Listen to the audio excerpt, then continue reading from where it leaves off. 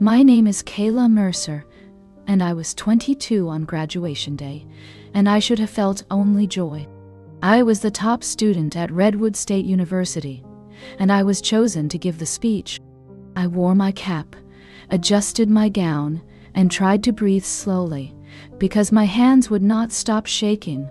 I kept thinking about my mom, Elena Mercer, and how she used to say, "Finish what you start, even when it hurts." She was gone before I crossed that stage, and the empty space beside my name felt heavy. I also kept thinking about my father, Douglas Mercer, because he has a talent for making any moment about him. He arrived late, dressed too loudly, smiling like a man expecting applause. I told myself it does not matter. I am here for my degree. I am here for my future. I am here for my mother memory. The ceremony began, and the stadium lights made everything look unreal. Rows of families clapped, cameras flashed, and the air smelled like sunscreen and nerves. When my name was called to speak, I stepped up, and my voice found its rhythm. I thanked professors. I thanked classmates. I thanked the people who worked jobs and still studied at midnight. I did not mention my father, because gratitude should be earned, not demanded. While I spoke, I remembered every night I cleaned tables, every weekend shift, every extra hour I took, because tuition does not care about dreams. I worked 3 jobs during 4 years, and I counted every dollar, and I kept every email. When I finished, the crowd clapped, and for one bright second I felt proud and safe. Then I heard a shout from the stands, sharp and angry, cutting through applause. Douglas Mercer stood up, waving his arms, and he yelled that he paid for my degree. And he deserved credit. Heads turned, people gasped, and my stomach dropped.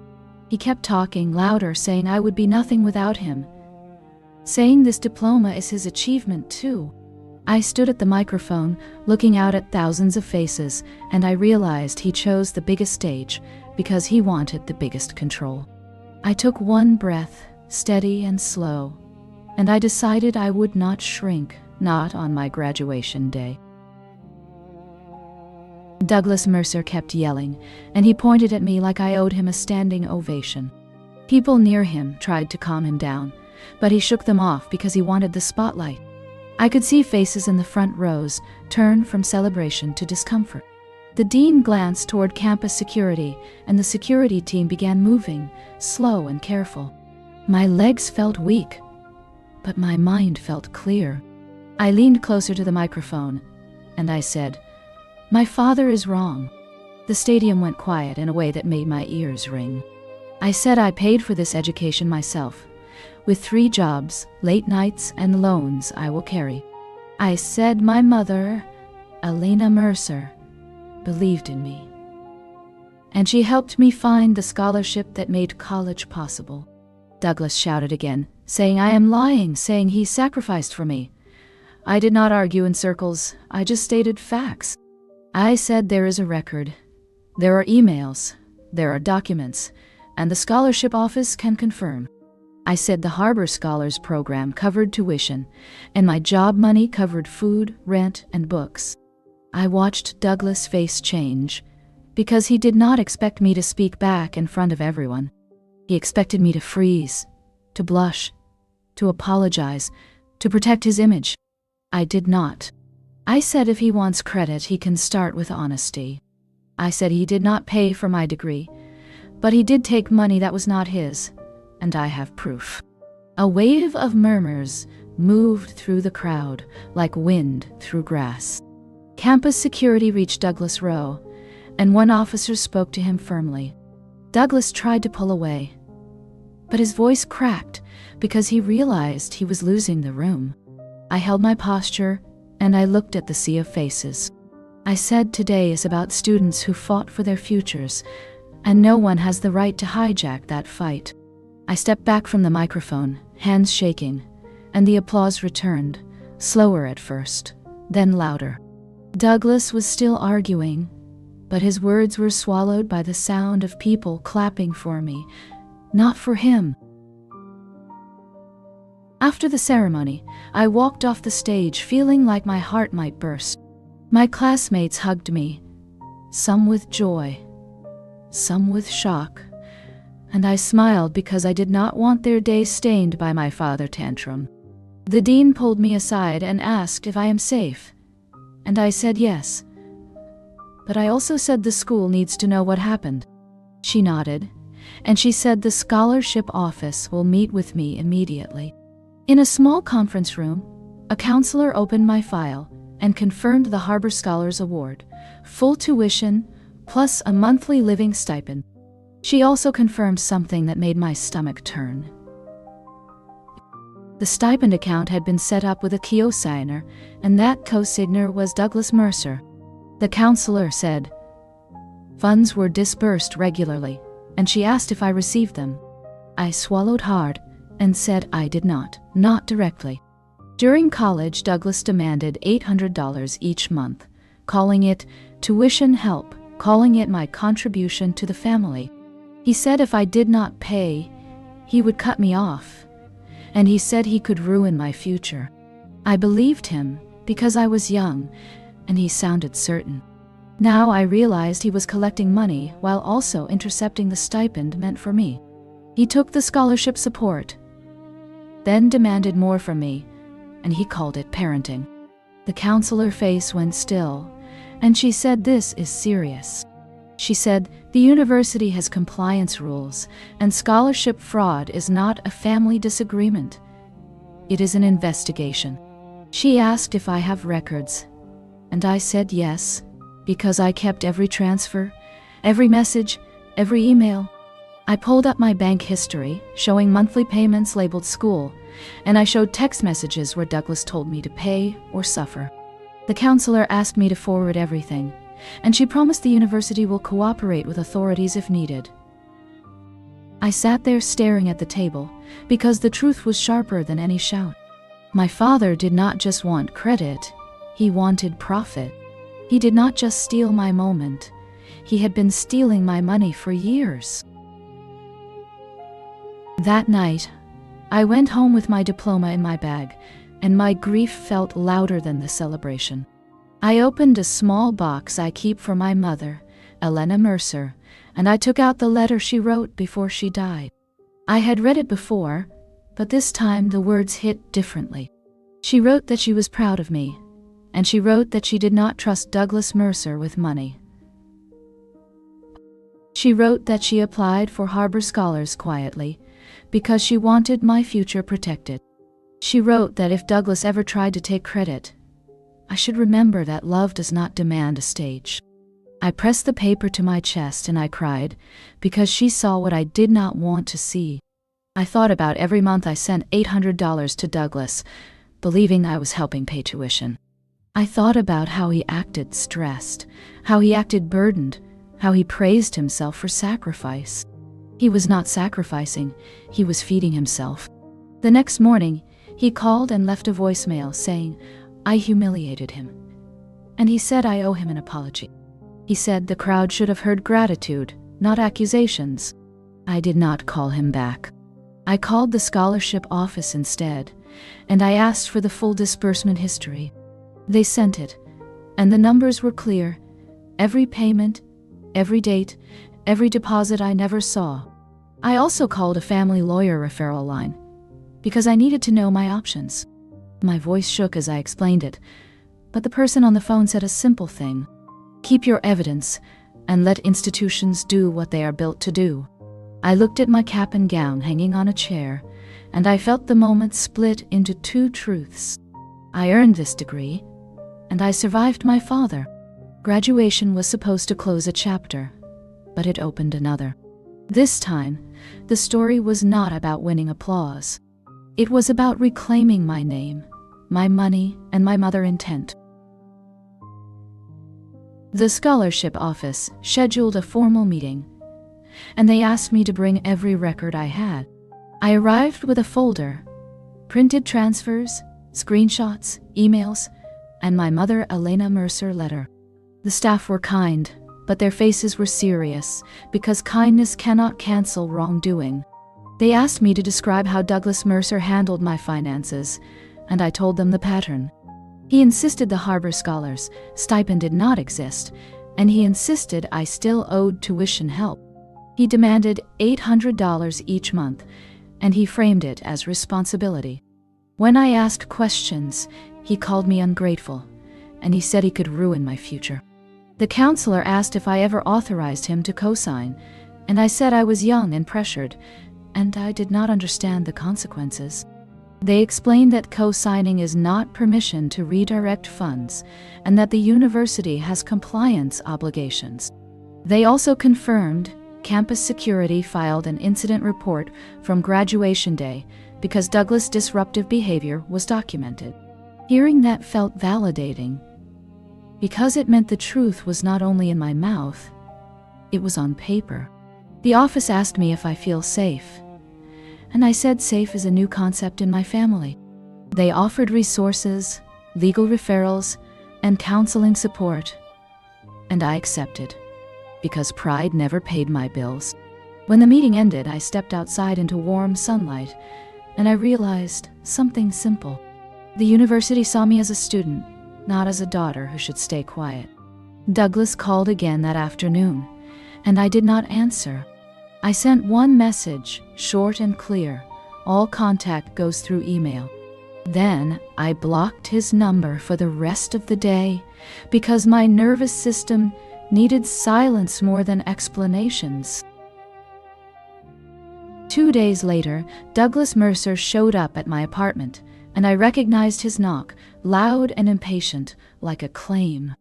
My stomach dropped, but I did not move toward the door.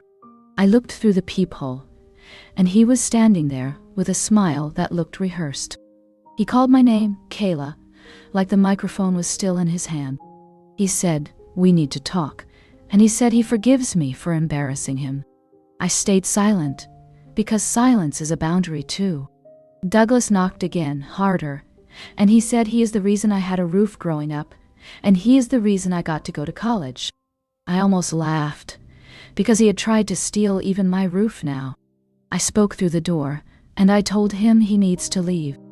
Douglas' voice turned sharp, and he said I am being manipulated by the school. He said they are turning me against my own family, and he said I should stop lying about money. I said the scholarship office has records and I have records, and my mother had reasons to protect me from him.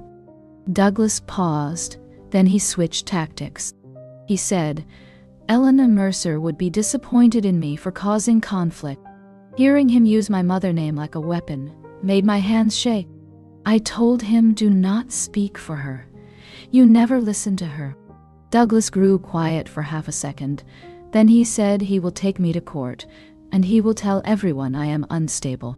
I told him you already tried that on graduation day, and it did not work.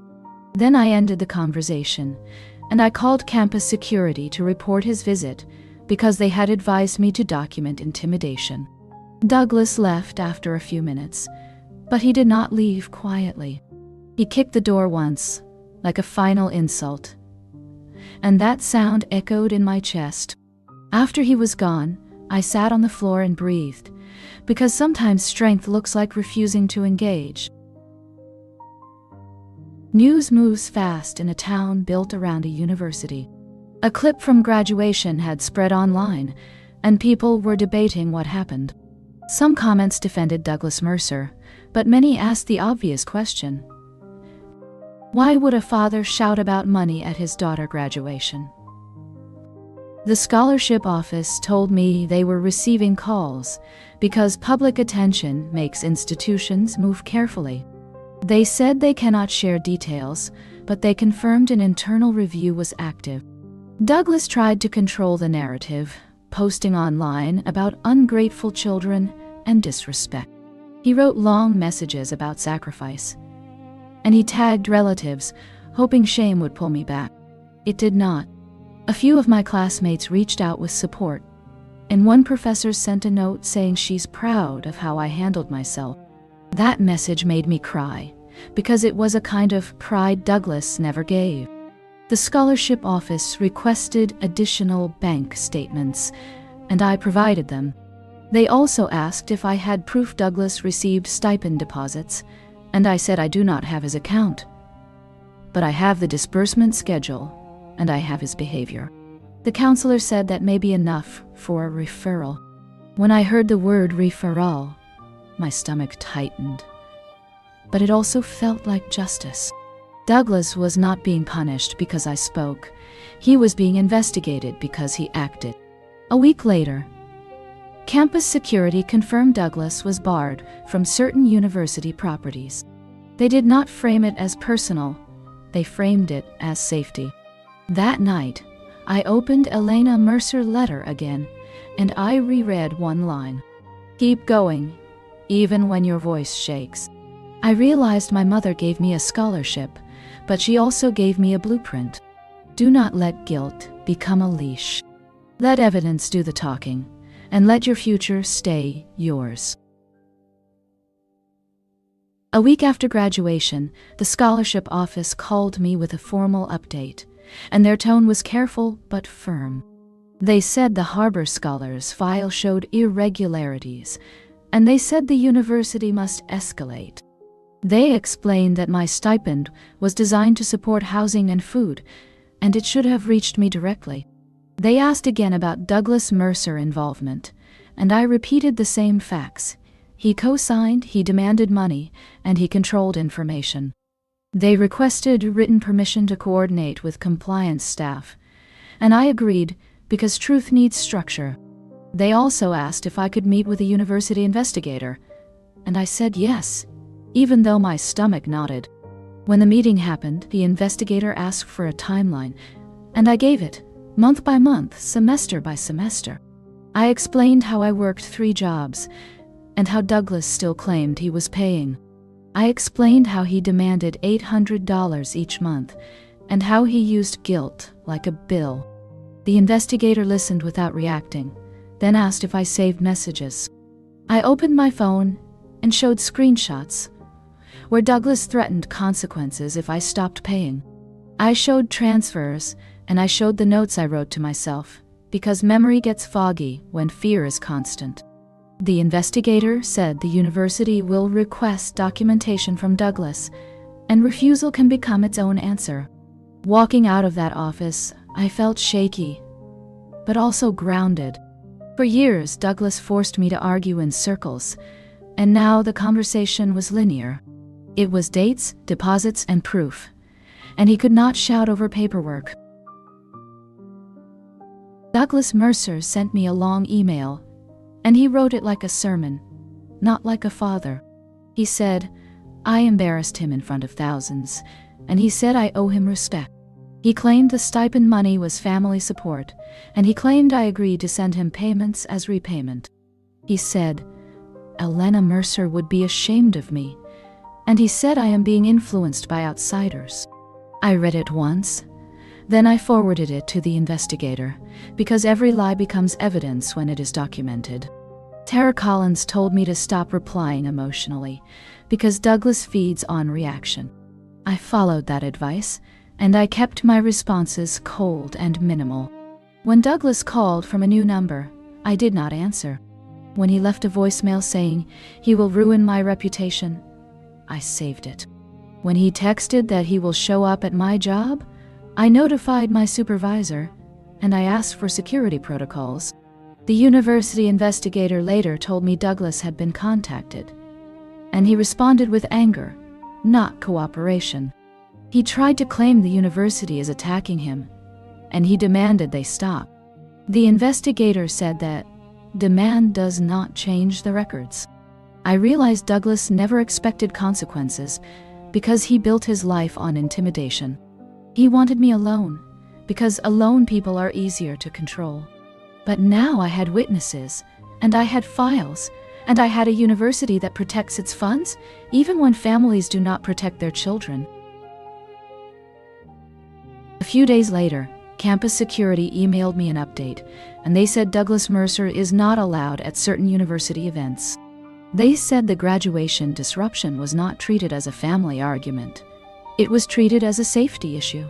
The scholarship office also confirmed they were coordinating with the financial aid department, because multiple units had to verify data. I could feel the process tightening around Douglas, not with drama, but with procedure. Meanwhile, the graduation clip kept circulating, and strangers commented on my speech and on Douglas' outbursts. Some people wrote that I was brave, and some wrote that I should be grateful. I did not argue with strangers, because my energy belonged to my future. In private, I reread Elena Mercer's letter, and I noticed the small details she left, dates, names, and her note about Harbor scholars. She planned for me to have an education, and she planned for me to have protection. I thought about the moment Douglas shouted, and how he expected me to freeze. Instead, I spoke with facts, and now facts were speaking back through institutions. I started my job search with a different kind of confidence, because my degree was not a gift, it was earned. Douglas wanted my graduation to become his trophy. But he forgot one thing. A trophy does not come with bank records, and it does not come with an investigator. I was not a stage for his ego anymore. I was a person with evidence, and that was stronger than any shout. On a quiet morning, I visited my mother, Elena Mercer, grave, because I needed to speak to someone who never used love as a weapon. I brought fresh flowers, and I sat on the cold bench, holding my hands together to stop them shaking. I told her what happened at graduation, and I told her I finally understand why she hid the Harbor Scholars' paperwork. Elena always saw Douglas Mercer clearly, even when I tried to excuse him. She warned me once, years earlier, that Douglas loves credit more than truth. I ignored it because I wanted a family more than I wanted reality. Now, reality was unavoidable. I opened her letter again, reading the part where she said, "Do not let him use guilt to control you." I realized she was not only giving me encouragement, she was giving me instructions. I promised her I would follow them. I promised I would not apologize for telling the truth, and I would not trade my future for Douglas' comfort. As I left the cemetery, my phone buzzed with another email from Douglas. He wrote that he is being questioned by the university, and he blamed me for turning them against him. He wrote that he deserves compensation for raising me, and he demanded I pay him back. My stomach twisted, because even now he saw me as a source of money. I forwarded the email to the investigator. Then I blocked Douglas' address for the rest of the day. I took a long walk, breathing in slow counts, and I tried to let the air settle my chest. Grief is heavy, but it is honest. Control is loud, but it is hollow. Elena taught me the difference, even from beyond the grave. The university investigator asked me for one more meeting, and I arrived with new documents, the full disbursement history, and proof of my monthly transfers. They said they contacted the bank linked to the stipend account, and they requested verification steps through proper channels. They also said Douglas Mercer refused to provide his records voluntarily. He argued that family finances are private, and he demanded the university stop. The investigator explained that scholarship funds are not private when the university is responsible for them. Hearing that made me feel strangely protected, because the institution did not care about Douglas' charm. It cared about rules. After the meeting, I received a call from the scholarship counselor. She said they are placing a hold on certain administrative privileges tied to Douglas, and she said he cannot access student information through any family claim. She also said the university will provide me a written statement confirming my scholarship award and academic standing, so my reputation is not harmed by Douglas' narrative. I thanked her, and my voice shook, because support still surprised me. That evening, Douglas tried calling from another number, and I did not answer. He left a voicemail saying, "I am ungrateful," and he said he will tell everyone I stole from him. I saved it, and I sent it to the investigator. I realized Douglas believes noise is power, because noise worked in his house. But outside his house, power looks like documents, and deadlines, and signatures. He was screaming at a system that does not respond to volume. And for the first time, I was not alone in the room with him. A recruiter reached out about a position in another city, and the timing felt like a door opening. The role was entry-level but strong, with training and benefits, and it fit what I studied. I scheduled an interview, and I prepared the way Elena taught me. With notes, with practice, with calm. Douglas Mercer tried to derail it, sending another email saying he will contact my future employer and warn them. That threat made my stomach tighten, but I had already learned to respond with procedure. I notified the university investigator, and I also told the recruiter that a family member may attempt harassment. The recruiter responded with professionalism, and she said they have policies for that.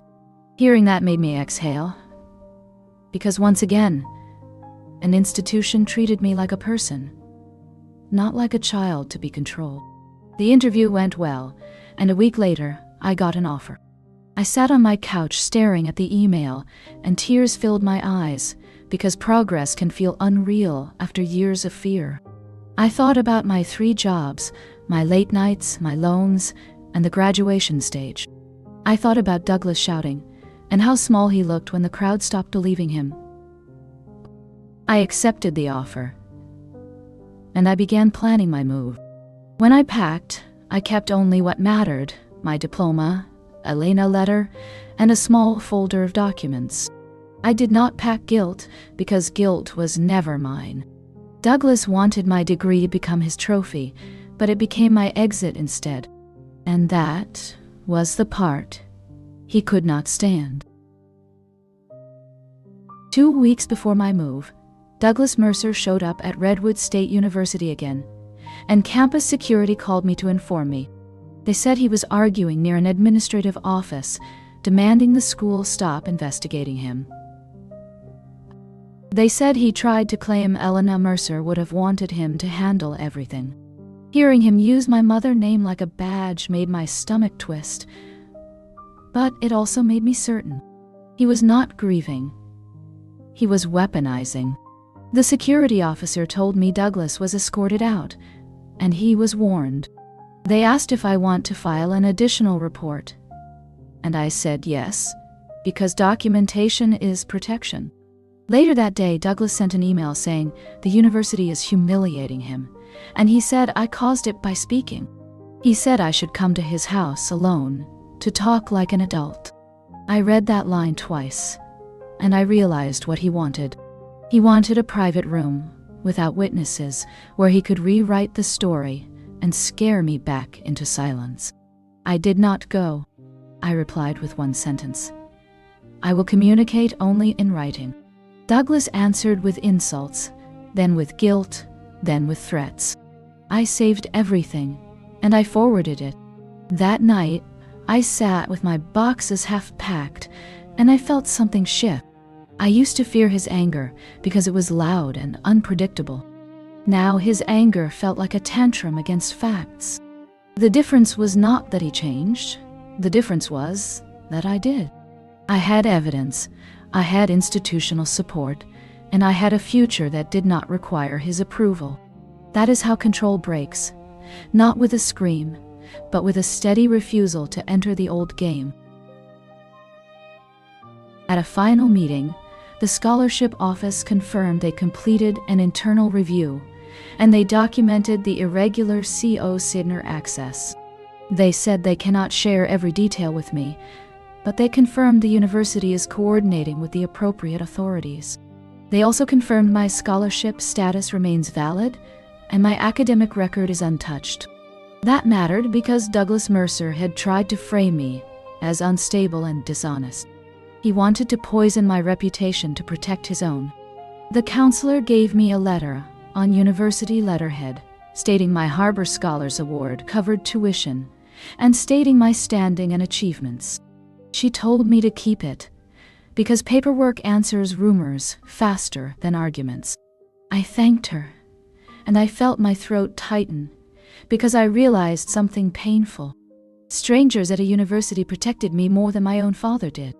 A few professors reached out, offering references and support for my new job. One of them said she remembered how hard I worked, and she said she always suspected I was carrying more than classes.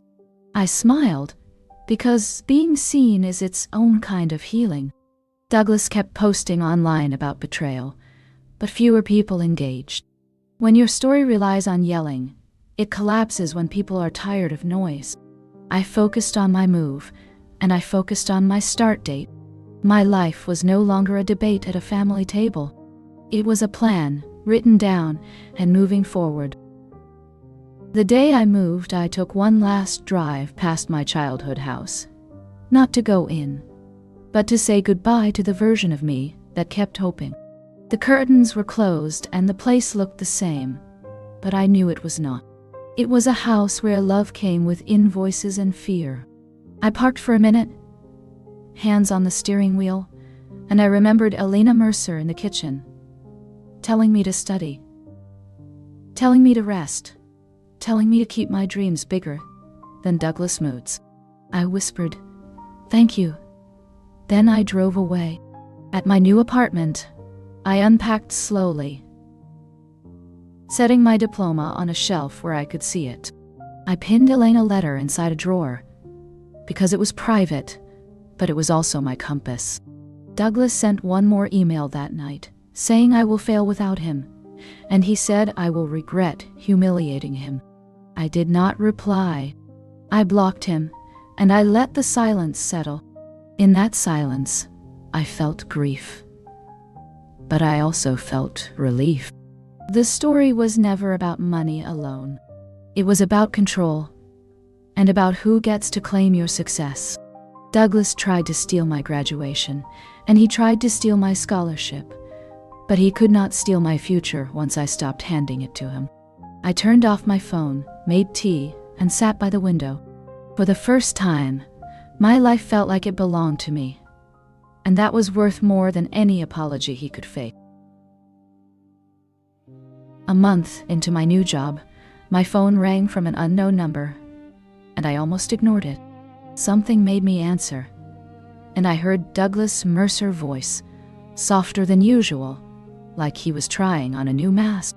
He said he just wants peace, and he said he misses me, and he said he is ready to forgive.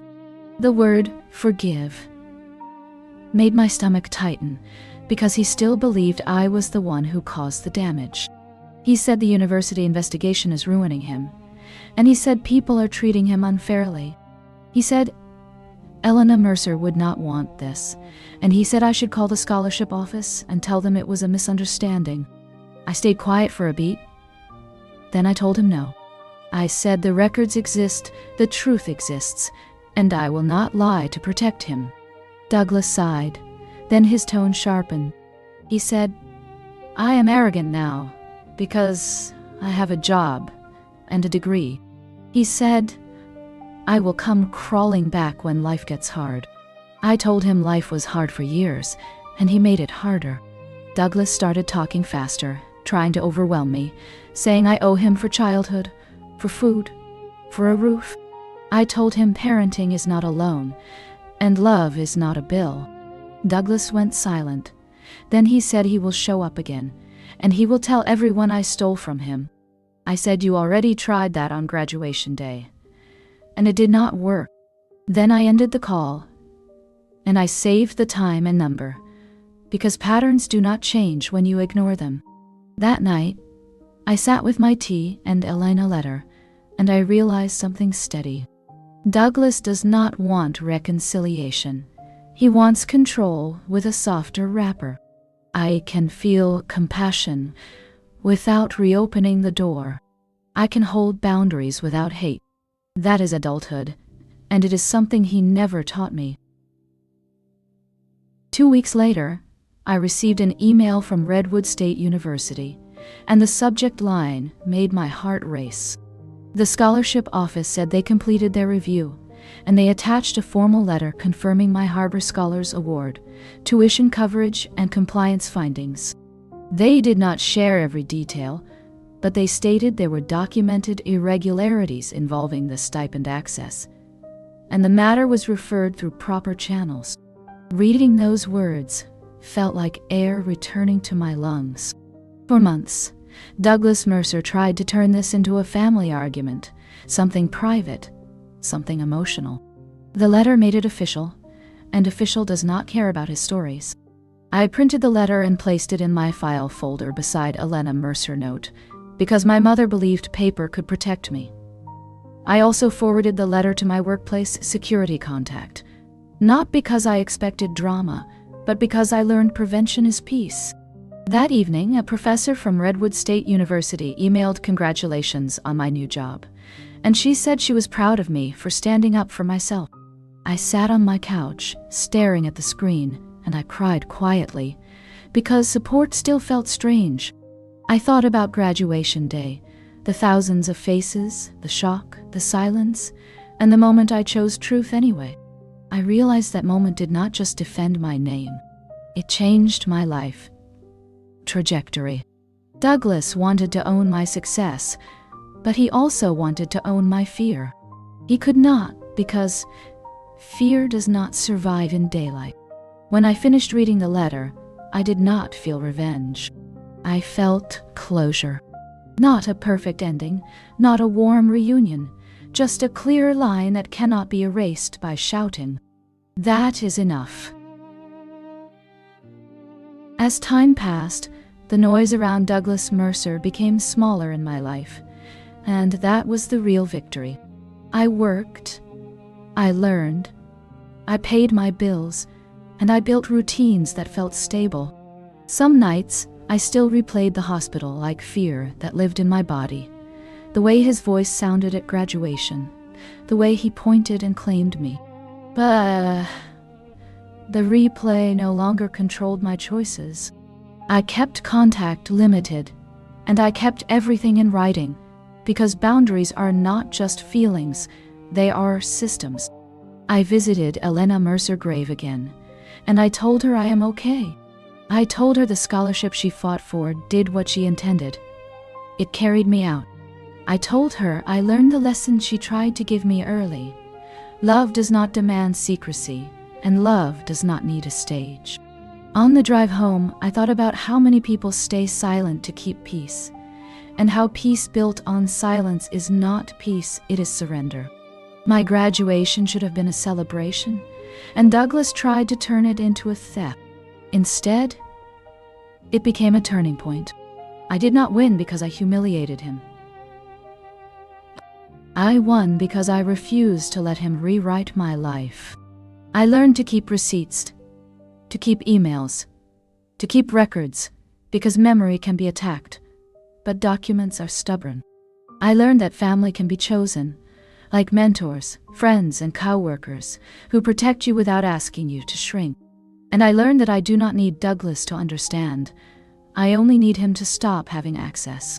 My life is not his trophy, and my future is not his property. The diploma on my shelf is mine. The work I do is mine, and the peace I built is mine. That's the ending I earned. A few months later, Redwood State University invited me back for an alumni panel, and I almost declined out of old fear. Then I remembered Elena Mercer voice in my head, saying, "Do not shrink for anyone." I flew in for one weekend, and the campus felt familiar, but I did not feel trapped by it anymore.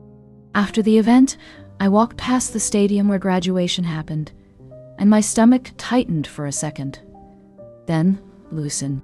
I was not a student begging for permission now. I was a graduate with a job, a lease, and a spine.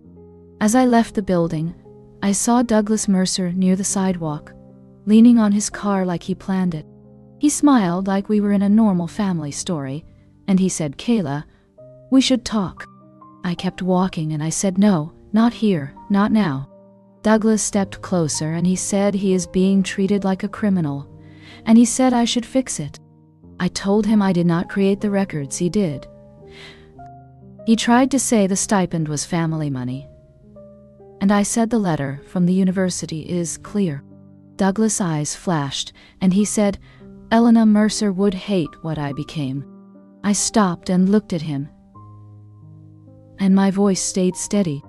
I said, "Do not use her name again. You did not honor her when she was alive." A few students nearby slowed down, watching, and Douglas noticed.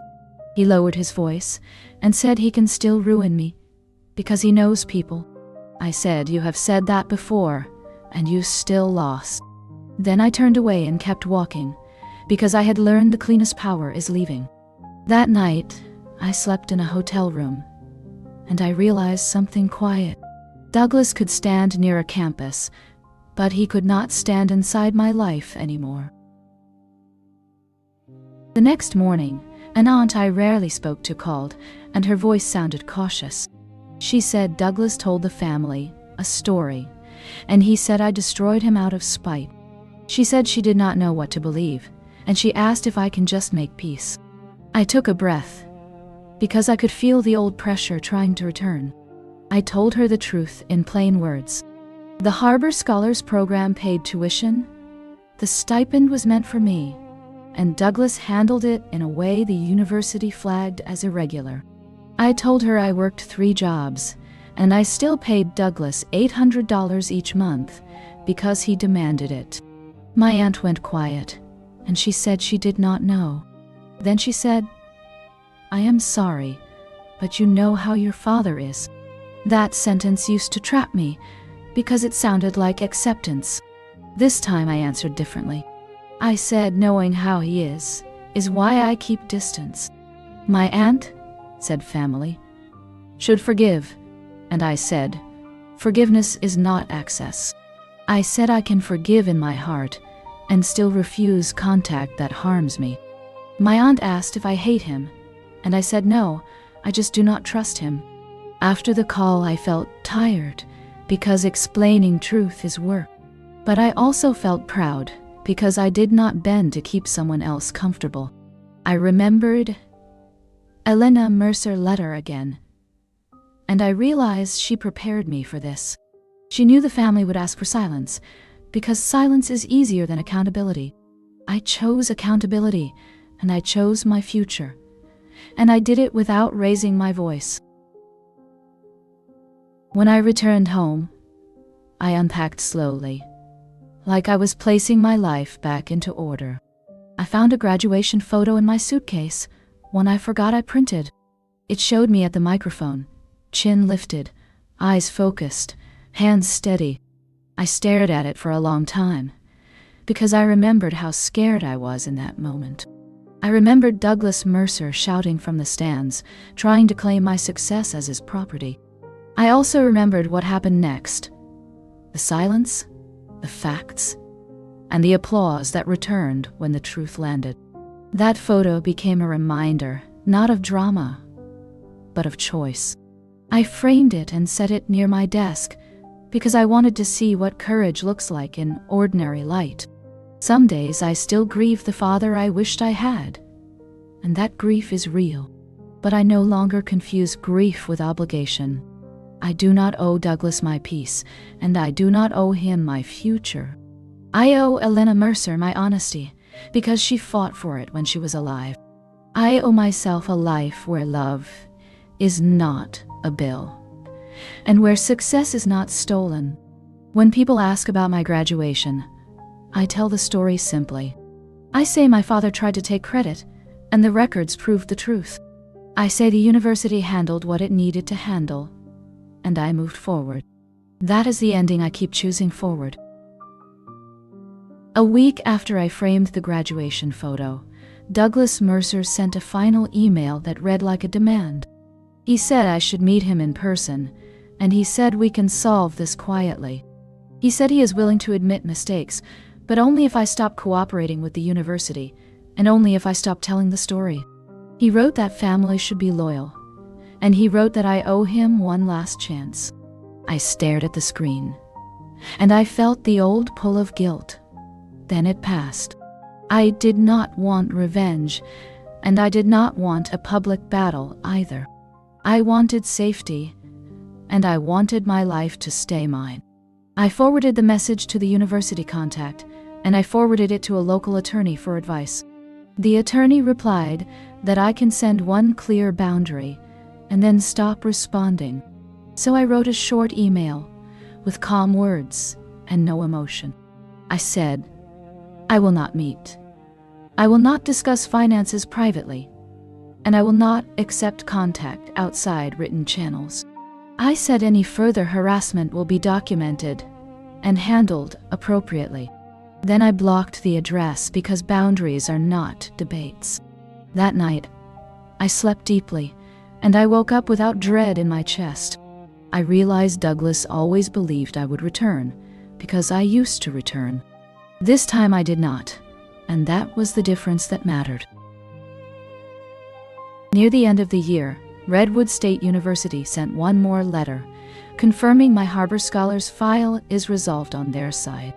They thanked me for cooperation, and they confirmed my standing and award history in writing. The letter did not sound dramatic. It sounded professional, and that professionalism felt like closure. I placed it in my folder beside Elena Mercer letter, because my mother believed paper can protect a future. At work, my manager asked me to lead a small project, and she said she trusts my discipline. Hearing that made me smile, because trust is something I had to earn twice, once in school and once in my own family. I built a routine that felt stable. Mornings with coffee, evenings with a walk, weekends with laundry and meal prep. Small, ordinary habits became my new proof of safety. When people asked about my father, I stopped explaining, because I do not owe anyone a performance. I simply said we are not close, and I left it there. I realized my life does not need a villain to be meaningful. It needs consistency, and it needs peace, and it needs the courage to keep going. One afternoon, a professor from Redwood State University emailed me a photo from graduation day, taken from the side of the stage. In the photo, I was standing tall, and the crowd looked blurred behind me. The professor wrote that she remembered my voice, steady and clear, and she hoped I was doing well. I stared at the photo, and I felt tears rise because kindness still surprises me. I replied with thanks, and I told her I am working. I am safe, and I am building a life I am proud of. That evening, I drove to a quiet place, sat in my car, and read Elena Mercer letter again. I realized Elena did not only leave me a scholarship, she left me a map out of the maze. She taught me that love does not require secrecy, and that protection can be planned. I whispered, "Thank you," even though no one answered, because gratitude does not need an audience. I promised her again that I will not shrink, and I will not let guilt become a leash. Then I went home and made dinner, because healing is also ordinary. On the next graduation season, I watched a ceremony live stream for fun, and I felt a strange calm. I remembered the stadium, the applause, and Douglas Mercer shouting for credit.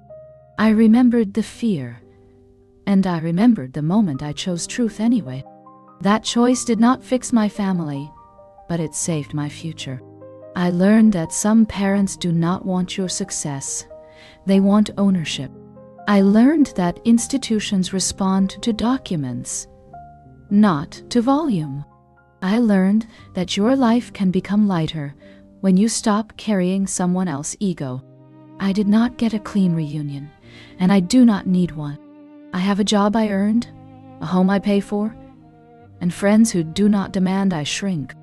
I have Elena Mercer voice in my head, reminding me to finish what I start. I have my diploma on a shelf, and it is not a trophy for anyone else. It is proof that I can endure and still grow. If Douglas ever tries to claim my story again, he will find a closed door, not out of hate, but out of wisdom. My graduation was the day he tried to steal my life, and it was also the day I took it back.